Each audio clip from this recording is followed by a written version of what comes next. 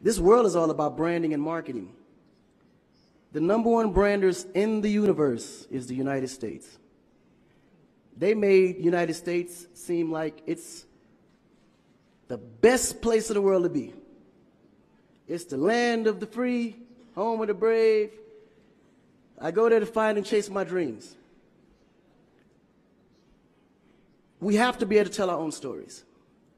Directors, filmmakers, entertainers, it's going to be clearly, and the press, it's going to be your job to redefine how people think about Africa.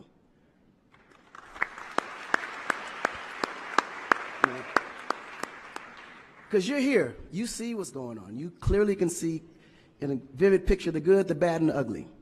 What you choose to put out there is what the world is going to get.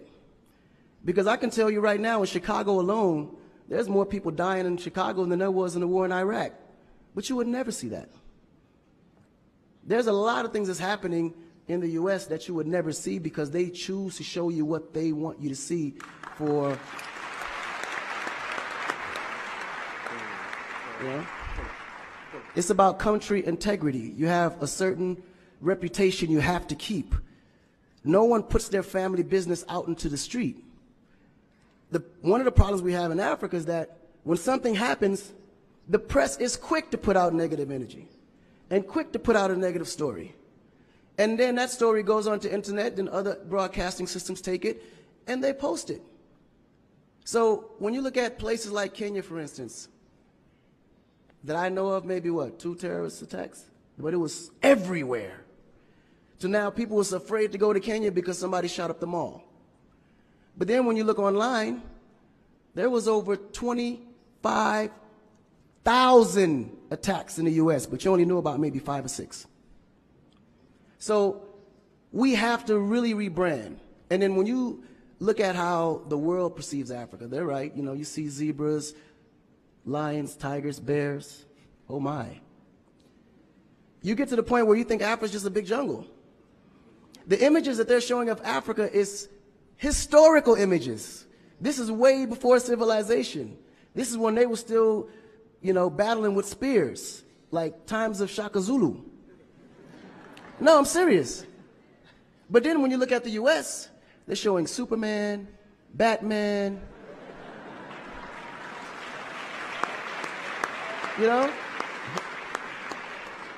Where is our Superman? Where is our, like, Shaka Zulu should be a superhero today.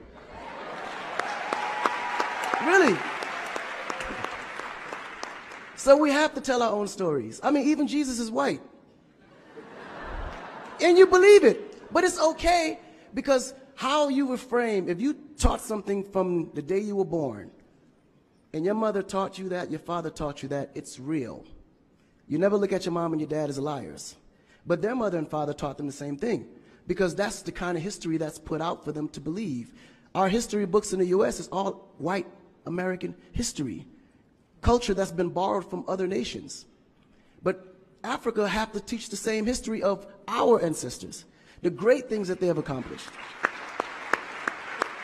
You know? And it's going to be the jobs of directors like yourself, filmmakers like yourself, to narrate that story. How do we want to be perceived? How do we want that story to be narrated to the rest of the world? This younger generation, we kind of figured it out. Because now, when you look at hip-hop in America, every rapper is rich.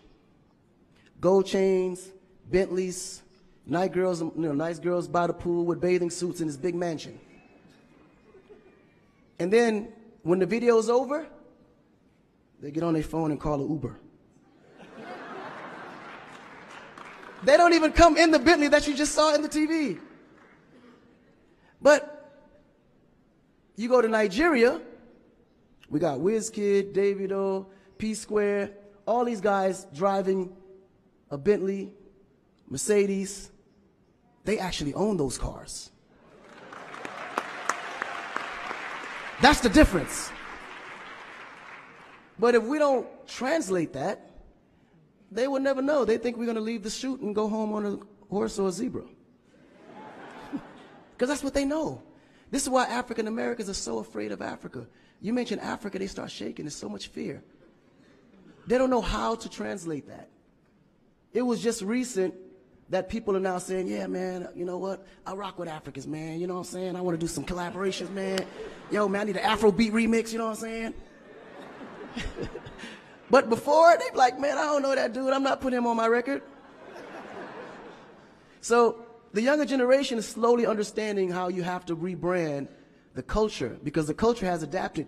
They've actually took everything that we've created and made it look better. They made a superstar look like a superstar. When I look on TV and I see our biggest entertainers, they don't look like stars. That's why you can't really respect the entertainer. If a politician saw a singer, he'd just be like, oh, he's just a local singer. But if he go to that local singer's performance, he may sell out the stadium because he has a huge influence, but the image is not there. So we have to take the image as a huge accountability for ourselves and realize that Africa really does have a reputation. But if we allow our stories to be told, our stories will be told according to their agenda on what they need to be able to benefit from Africa. So we have to tell our story so we can be able to understand how we can utilize that story to benefit for our agenda. You know? So in closing, this job is for the entertainers, the filmmakers, the reporters, and anyone that creates content. We have to rebrand. And we have to rebrand it in the way that we see it and tell the story to where they can understand it, feel comfortable, and want to come here and invest. Right? To add to what Akon